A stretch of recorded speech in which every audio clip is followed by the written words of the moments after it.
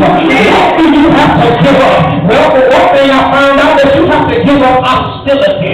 Listen, what are you hostile about? Has somebody done something to you? You see, some of us go through life not understanding that there is danger in uncontrolled anger. And you have to give up that hostility so that you don't miss out on God's possibility. See, you have to give up your hurt. See, because once you give up those hurts, you will discover that God uses what hurts you in order to bless you. Oh, bless his name. But number three, you have to give up your history. See, because it's getting in the way and keeping you from receiving the future that God has for you. See, that woman, she lost her life because she went back to what she had been delivered from, because she would not let it go. She was clinging to her history. And listen, I like the way Paul says it in the text. Paul says, brother, I don't consider myself to have taken hold of it.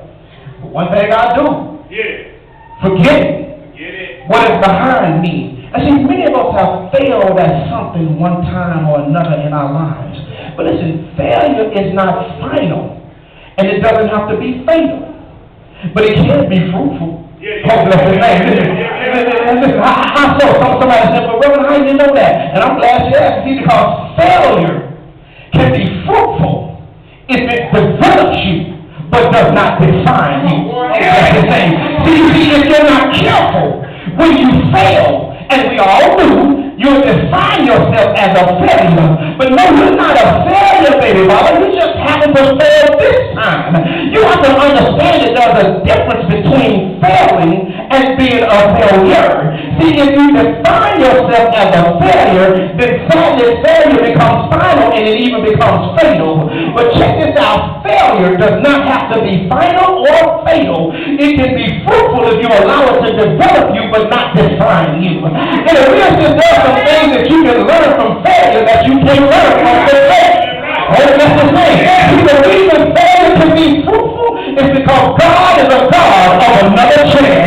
Oh, that's the thing. Listen, I like that. I didn't say that he was a God of a second chance, but God is a God of another chance. Because if he was God of a second chance, every last one of us would have been smoked a long time ago. But even if we've been bad, God is still good. See, God is a God of another chance who makes up what we messed up, so we end up blessed up. Oh, I like that. I don't mind if I say that again. See, God is a God of another chance who makes up what we messed up, so that we end up blessed up. And we got a beautiful thought, man, that through all the mess and all the bad choices, somehow we end up on a higher level because God is a God of another chance. In this life, we will certainly stumble and fall, but God will give us the power to deal with our painful past. Listen, it's often said that what's done is done, and you can't relive the past. And that's true. Because nobody can enter into a time machine and rearrange prior events.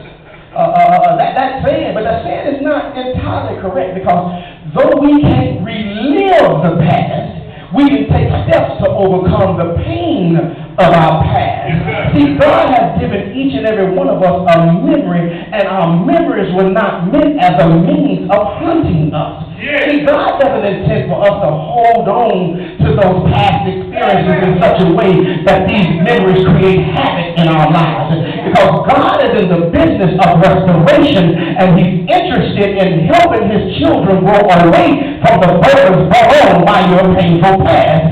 Listen, I know we all got a past, and many of us are holding on, and we are hurting because of our past. And see, there are some things that happen in our lives that we'll never forget. There's some trauma that have happened in our lives that we'll never forget. Listen, I've had some problems in my life. I've had some past pain